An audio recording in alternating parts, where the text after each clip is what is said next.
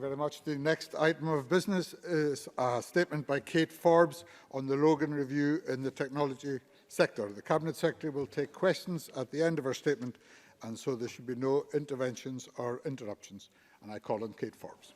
Thank you, Presiding Officer. Coronavirus is first and foremost a crisis of public health, but it has also emerged as the defining economic challenge of our time. Its impact is already devastating and will continue to unfold over the coming weeks and months.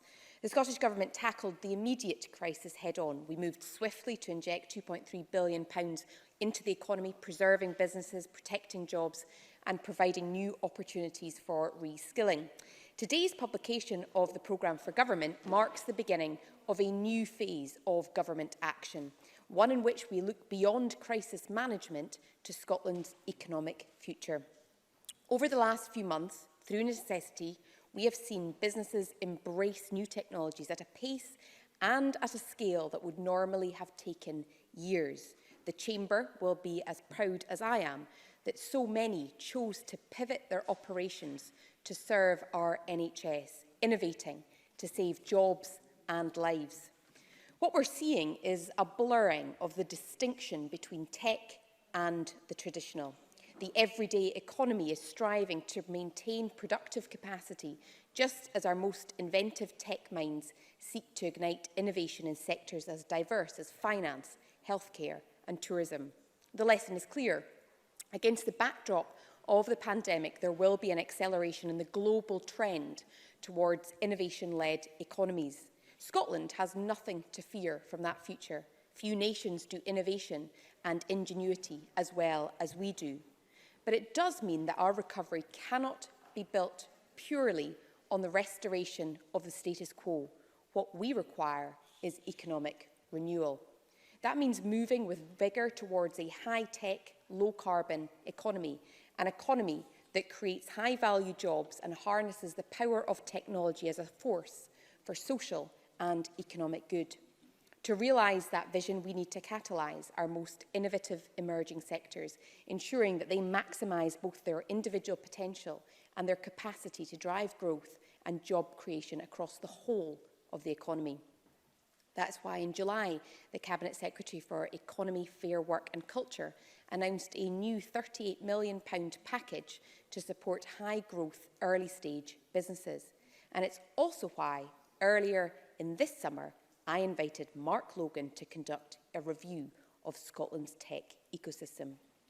Mr Logan, as the Chamber will know, brings a wealth of experience accumulated through 30 years of building Scottish startups that perform on a global stage. This culminated in the success of Skyscanner, which, to this day, remains one of the most significant European tech unicorns ever created.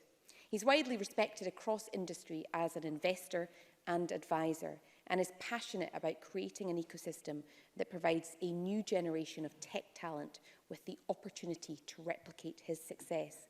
And I'd like to put on record my sincere thanks to him for his time and his dedication to this review, which was published last week. Seldom have we seen a report attract such universal acclaim, with key figures across business, technology and academia endorsing it as potentially transformational.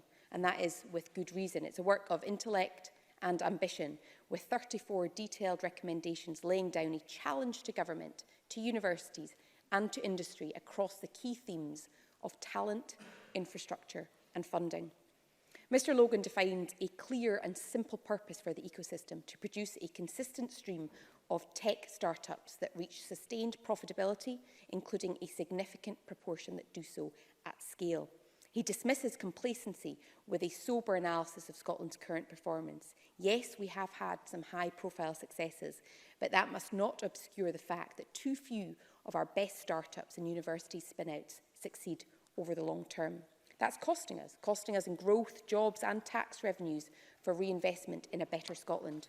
And the report goes on to explain the differences between post-tipping point ecosystems such as London and Silicon Valley, which achieve a critical mass of investable startups, capital and talent, and high-potential pre-tipping point tech hubs such as Scotland. The review's objective is to identify the actions necessary to nudge Scotland over that tipping point. And in the PFG, we've committed to a multi-year, multi-million pound investment to implement the recommendation to establish a national network of tech scalers. These facilities are the report's centrepiece and would transform the quality and the intensity of support available to Scotland's startups. In addition to networking, meetups and the cross-pollination of ideas, they would deliver formal, world-class founder education, potentially secured on a national licence from the best providers in Silicon Valley. These are powerful commitments that will put the wind of Silicon Valley commercial technique into the sails of Scottish ingenuity. Over the next 5 years, we'll also invest in the creation of an ecosystem fund. This fund responds to multiple recommendations and will be used to make strategic investments in the organisations and activities that create the best possible environment for our startups to succeed. Examples include learning from the Finnish model of investing in key tech conferences to attract talent and external capital, programmes to increase the volume of new startups emerging from universities, and extracurricular activity in schools to ignite pupil interest and tackle gender imbalance. We also accept Mr. Logan's view that in the context of the pandemic, we need to do more to help people get the digital skills necessary to enter high-value employment in the tech industry. To that end, we are actively considering how immediate action could be taken through the recently announced Training Transition Fund. The review sets out proposals for a series of radical interventions across the education system as it relates to the teaching of computing science and related disciplines. But a hallmark of the review's quality is its refusal to engage in oversimplifications. Mr. Logan acknowledges that these are challenges that can only be met with the investment of significant time, energy and resource. He places a mutual obligation on government, educators and industry to work together to deliver progress. So while we may differ on some points in the implementation of these recommendations, we do not shirk from the overall challenge. To paraphrase Mr. Logan, the government is prepared to do its part in, and I quote, bringing to life the inherent magic of software development. Indeed, I'm pleased to confirm that the Deputy First Minister is fully engaged with the report and has already held discussions with Mr. Logan about next steps. Presiding Officer, in such a short statement, it's only possible to offer a snapshot of what is a very detailed and inventive analysis.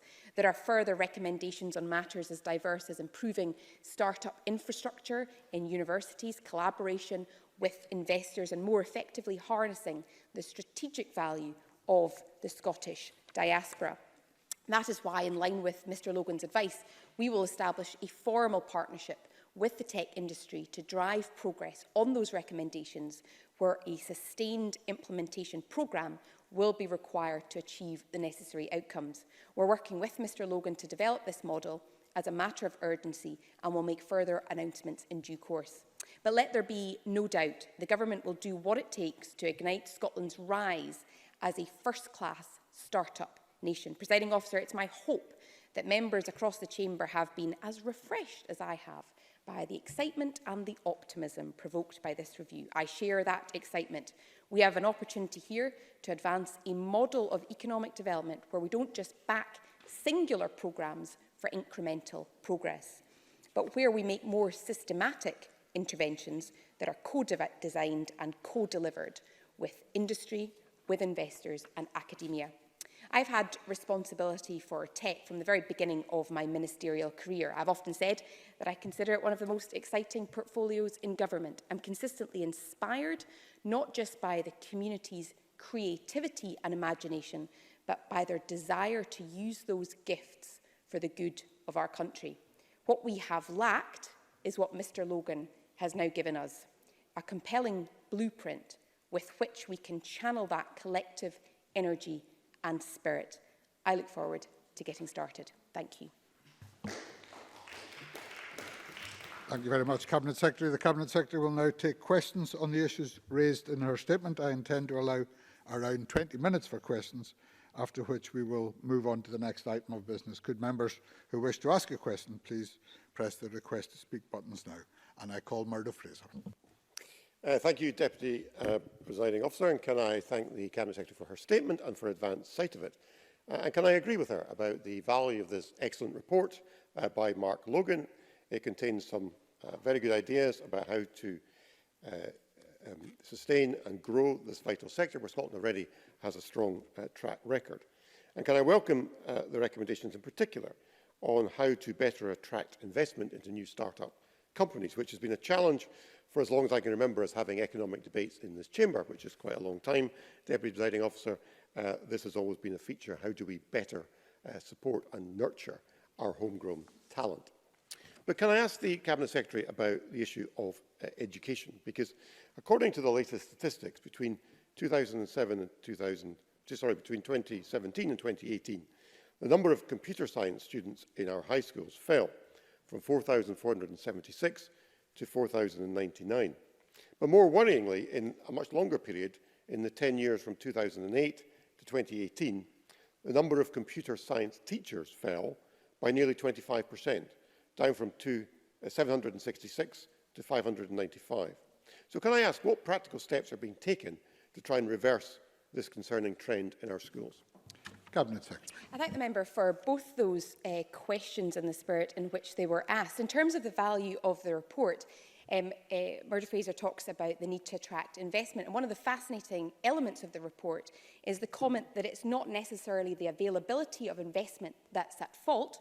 There's public and there's private investment out there, but it is the steady stream of investable propositions and taking startups through the various levels of growth so that they emerge as successful large companies. And that's what we will seek to do with the tech scalers that we'll invest in. In terms of education, he's right to comment that education is a core element of this. Now, we have taken steps in the last few years, like many governments around the world, in order to ensure that computing studies is part and parcel of the curriculum.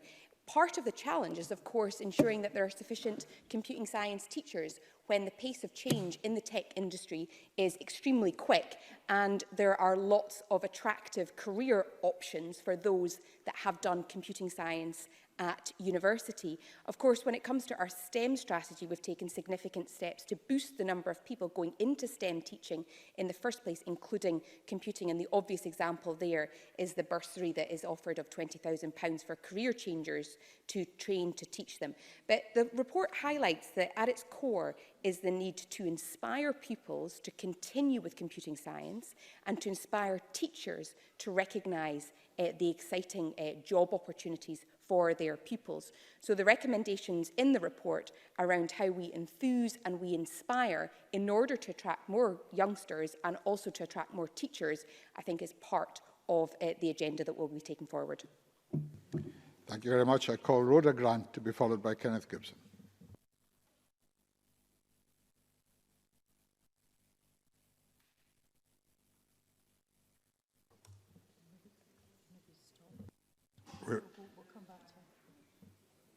We seem not to have sound from Rhoda Grant. Perhaps we'll take Kenneth Gibson next, and we'll come back to Rhoda Grant when we can. Kenneth Gibson. Officer, and I welcome the Cabinet Secretary's statement. The Logan Review makes clear that Scotland's high-tech start-ups must meet the standards of global best practice to be competitive. And the Cabinet Secretary clearly doesn't want to see Scotland's role primarily as one of nurturing new high-tech companies, anticipating that many will likely relocate elsewhere in time, as has happened so often in the past. So, how does she plan to develop technology clusters that will grow and be sustainable here in Scotland? And what support, practical and financial, will be made available to enable that to happen? Cabinet Secretary. I agree with Kenny Gibson's analysis that what we don't want just to do is to nurture high-tech companies that leave and relocate. And COVID-19 has shown us that businesses, particularly tech businesses, can successfully operate and continue to grow remotely. And so my hope is that the implementation of this new report for startups to flourish and grow means that businesses will stay in Scotland. There's 2 points in direct answer. The first is that the report doesn't overly prescribe the development of clusters. Instead, it provides the support and mechanisms that will enable the industry to grow more generally and then enable subsectors to develop.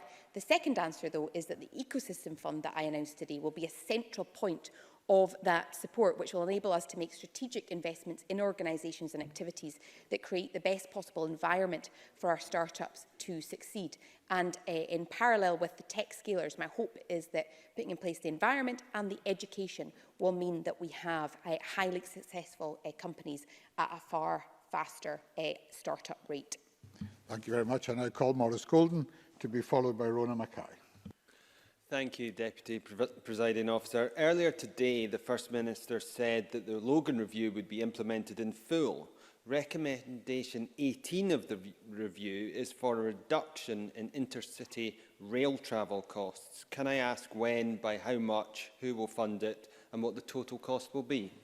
Cabinet Secretary. So, as I said in my statement, we have accepted Mark Logan's analysis and we have accepted the need to implement the recommendations. Now, in terms of the substance of those recommendations, what we want to get to is the same outcome. So the point he makes in terms of intercity travel is the fact that we have two cities, one of which, without offending the other, has become very well known for its start-up culture and has produced a lot of impressive tech businesses, and one which probably needs a little bit more assistance. And the point here is to ensure that we aren't just focusing on one city within Scotland, but instead, through the tech scalers, and we've announced 5 locations today, including Inverness, Glasgow and other cities, that we ensure that the opportunities are spread throughout Scotland rather than concentrated in one wonderful city. Thank you very much. Rona Mackay to be followed by Alex Rowley. Thank you, Presiding Officer. Scotland has a world-beating reputation for leading in computing science and technology. Does the Cabinet Secretary agree that collaboration between schools and further education is a major contributor to this? Cabinet Secretary. Yes, and it's highlighted again in this independent report, and it goes to the question that Murd Fraser asked, because inspiring teaching is key to engaging children and young people in the first place, and that's why it's important, as I said at the outset, that the Deputy First Minister has already been in follow-up discussions with Mr Logan. Now, we'll respond to the detail of the recommendations in due course. I only got a copy of the report last week when it was published. We have already refreshed the curriculum to introduce the fundamentals of computing and cyber skills from the earliest years onwards, and we are doing what we can to attract more computing teachers in. But a lot of the best work going on right now is in the extracurricular space, where schools and the tech industry are working very closely together to inspire young people. Thank you very much. Alex Rowley to be followed by Patrick Harvey. Thank you, Presiding Officer, and I certainly welcome the report and the Cabinet Secretary's speech. For many years, many employers have said to me, being able to get ICT graduates is very, very difficult. And I have to say, I've often thought, why do we not take that action? So I'm refreshed and excited about this. But can I point out the Child Poverty Action Group recently produced a report which they said found that low-income families were twice as likely to say that they lacked all the resources needed to support learning at home during the COVID. But it's not just at home that there is this digital divide. The Cabinet Secretary talked about igniting schools and pupils' interest in tackling gender imbalance. But the digital divide is also an income imbalance, where people on low income are able to access ICT, access the internet. So can I ask her, what are we going to do about that? And would it not be a good start to have an audit, instruct education authorities to audit every school in the country so that we know what schools have got appropriate ICT and which have not, including teachers? Cabinet Secretary. Alex Rowley is absolutely spot on to talk about the digital divide, and that's why it was very appropriate that earlier today, when we set out the programme for government, the First Minister also announced the Connecting Scotland programme, which is focused on reaching 50,000 people that are currently digitally excluded with the hardware they need in terms of laptops or iPads or whatever, and also the digital skills in order to make use of it, which is the challenge that we've seen through the pandemic, where so much has moved online, and yet it's therefore exacerbated the digital exclusion. So I would say that this report has got to go hand in hand with the work that Aileen Campbell and I are doing around digital exclusion. And at a time where he started his question by talking about the difficulties in recruiting tech grads, well, this is a point. If we're to expand the pool of available talent, then we should be working with young people, whatever their background, to ensure they have the skills to go on and have a relatively high-value job in this industry. Patrick Harvey, to be followed by Rhoda Grant. Thank you, Presiding Officer. Technology has immense potential, of course, to help us tackle the climate emergency. So I was a little surprised that the report includes only 2 throwaway references to that subject, one of which is completely meaningless, and the other is used as cover for a request for aviation growth. Is this the inevitable consequence of commissioning a report from someone who made their name from finding clever new ways to flog cheap airline tickets? Cabinet Secretary. Well, I mean, I would agree with Patrick Harvey that high-tech growth is a very effective means to deliver on our low-carbon aspirations. Now, I take his point that that never happens accidentally. It's got to be intentional from the outset. But you know, even in terms of the potential for something as basic as working from home and accessing work or accessing markets or customers without having to travel and increase emissions by transport, that may seem like a very trivial example, but I think it's indicative of the potential of using tech in order to meet our low-carbon aspirations. And with the targets we currently have, we have to use all levers and all resources at our disposal in order to meet our net zero target. I see high tech as a means of improving our productivity and reducing our carbon emissions if we do it right. Rhoda Grant, to be followed by Beatrice Wishart. Thank you, Presiding Officer. I welcome the report as well. The Cabinet Secretary talked about gender imbalance in tech education, and that's true, but it goes further than that. The report states, in industry as a whole, women found 20% of our businesses but receive 1% of total investment capital. The Scottish Government, Scottish Enterprise should consider creating a specific vehicle to make seed investments in technology startups founded by women to contribute to rebalancing this aberration. Will the Scottish Government accept and implement this recommendation? Cabinet Secretary. Well, as Rhoda Grant says, it is one of the recommendations in the report to look at how we ensure that there is a reduction in the gender gap in terms not only of going into the workforce and starting a business, but also being able to attract investment. And that's long been one of the Scottish Government's priorities as well. We have long worked to tackle the gender gap in terms of participation in STEM subjects at a much earlier age so that it then flows through beyond school. And the short answer to her question is that yes, we will look to see how we can work with that recommendation to reduce the gender gap. Thank you very much. Beatrice Wishart, to be followed by Stuart Stevenson. Thank you, Presiding Officer. As people develop digital businesses, slow internet speeds are hampering opportunities for innovation and transformation. But the promise to deliver superfast broadband by the end of 2021 in the north of Scotland won't be met, and we're now looking at 2023. How will the Scottish Government make sure that rural and island communities, like my constituency of Shetland, are fully included in this blueprint that's going to be taken forward? Cabinet Secretary. Well, having visited some very exciting tech businesses in Beatrice Wishart's constituency in the past, and also just slightly further south in Orkney, some of the most exciting businesses that I've seen who are able to operate on a global scale and yet based in some of our islands, for me, is an advert for what the potential is for reducing depopulation using technology. So we've announced today, we announced a few days ago, but it was re-emphasised today, the voucher scheme in particular to help those who haven't got super fast broadband right now get that super fast broadband. So I recommend that she and her constituents look at that. And of course, we have our objective of delivering super fast broadband to every household in Scotland. Thank you very much. Stuart Stevenson, to be followed by Michelle Ballantyne. Cabinet Secretary, I very much welcome on page 39 of the report the suggestion of self-organised tech meet-up points giving free meeting space and resources.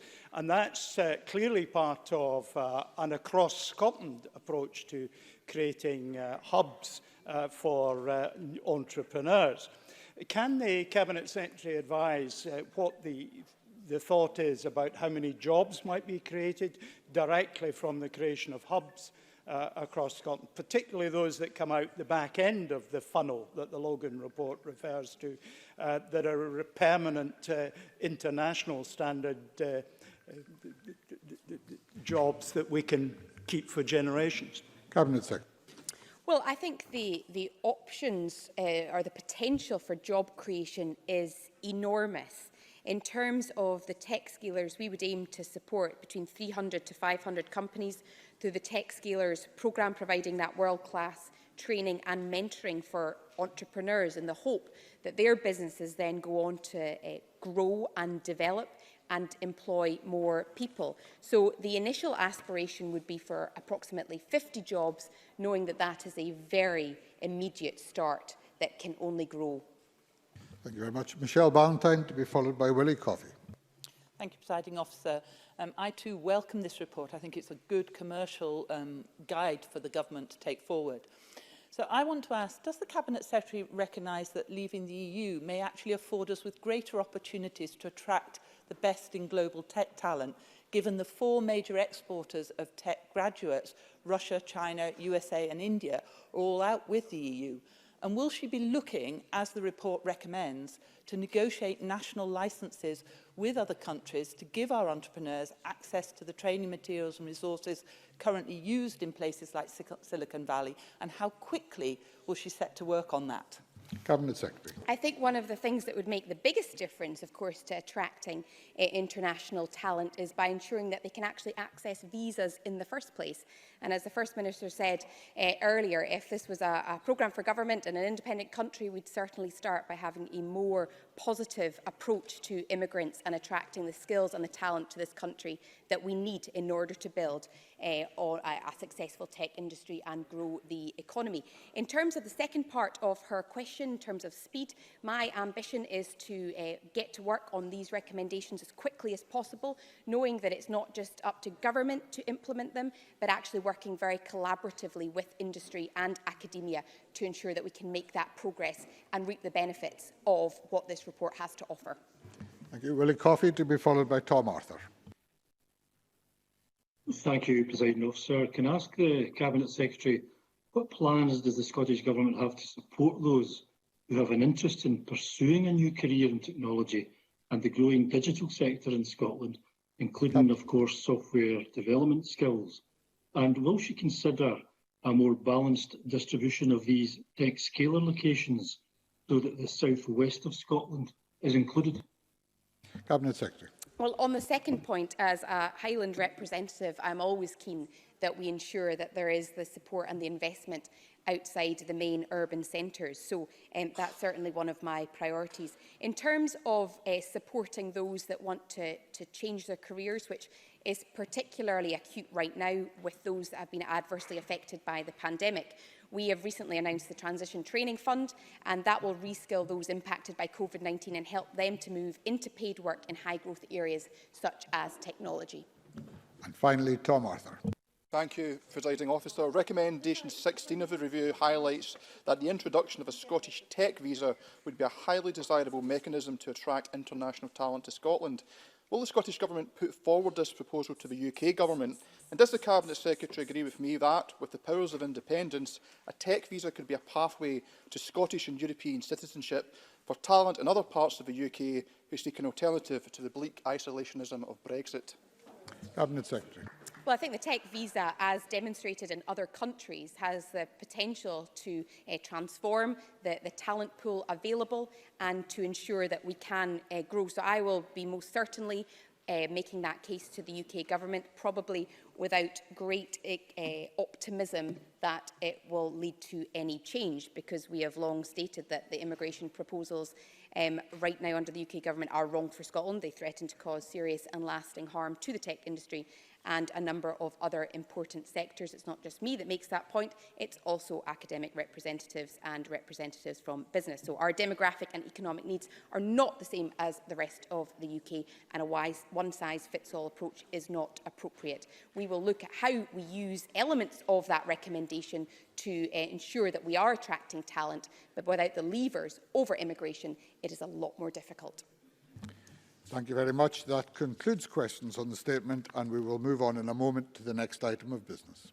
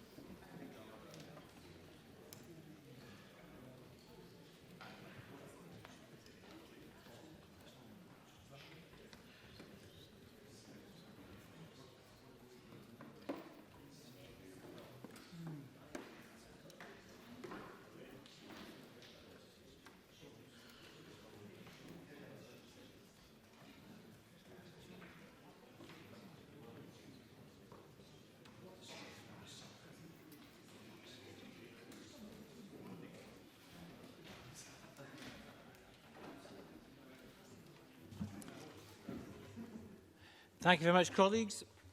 The next item of business is a committee announcement, and I'm pleased to call Bob Doris, convener of the Social Security Committee, to make an announcement on an inquiry into the role of Scottish social security in COVID-19 recovery. I call Bob Doris. Thank you very much, Presiding Officer, and I'm pleased to announce that today the Social Security Committee has launched an inquiry into how Scottish social security might contribute to our social and economic recovery from COVID-19. We want to look at what can be done within the current constraints. We know that the Scottish Government has the ability to top up reserve benefits and create new benefits in devolved areas. We welcome the actions it has already taken before COVID-19, for example, to increase carers' allowance and to create a young carers grant. Now my committee wants to consider how best Scottish social security should respond to the pandemic to best support people either in or out of work. But we have acknowledged that the majority of social security and the main low-income benefits are still reserved to Westminster. This is a constraint on what can be done in the devolved context. Another inevitable constraint in the Scottish Government's very limited borrowing powers, something I know my colleagues in the Finance and Constitution Committee continue to raise. We've all heard about the more radical proposals for social security change, such as universal basic income or a citizen's income. These will continue to be discussed by our committee, but the aim of this committee inquiry is to focus on less radical changes, which could be quick wins.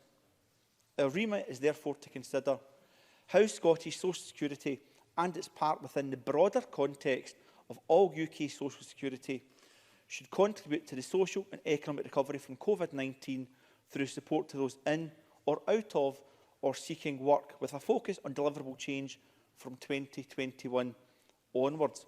We want to hear from as many people as possible. As part of our work, we will of course look to speak to the Department of Work and Pensions and the UK Government Secretary of State for work and pensions. Just last week, I wrote to Ms Coffey expressing the committee's disappointment and frustration that our invitation to date had been ignored. Today, the committee received a response to this letter. It focuses on committee engagement with the UK Government at an official level, as opposed to ministerial attendance at our committee. There is more I would like to say about that, but I'll speak to my committee first, and I'll leave it at that for now. Engagement is, of course, key, which is why I have made details of our inquiry available to Parliament here this afternoon. Can I ask everyone, Presiding Officer, please do make your constituents aware of this committee inquiry and encourage them to submit their views. We will be listening. Presiding Officer, thank you for the opportunity to make Parliament aware of our Social Security Committee inquiry. Thank you very much, Mr Doris. The next item of business is consideration of legislative consent motion 22591 on agricultural bill. Could I call on Graham Day to move the motion on behalf of the Cabinet Secretary Fergus Ewing? Moved, Presiding Officer. Thank you very much. The question on that will be put at decision time. The next item is consideration of two Parliamentary Bureau motions. Again, could I call on Graham Day on behalf of the Bureau in this case to move motions 22594 on committee membership and 22597 on suspension and variation of standing orders? Moved, Presiding Officer. Thank you very much. And we come to decision time. So the first question is that motion 22591 in the name of Fergus Ewing on legislative consent motion agriculture bill be agreed. Are we all agreed? Yes. We are agreed. And I propose to ask a single question on the two Parliamentary Bureau motions. Does any member object? No. No. The question is that motions 22594 and 22597 in the name of Graham Day on behalf of the Parliamentary Bureau be agreed. Are we all agreed? Yes. We are agreed, and that concludes decision time. I close this meeting.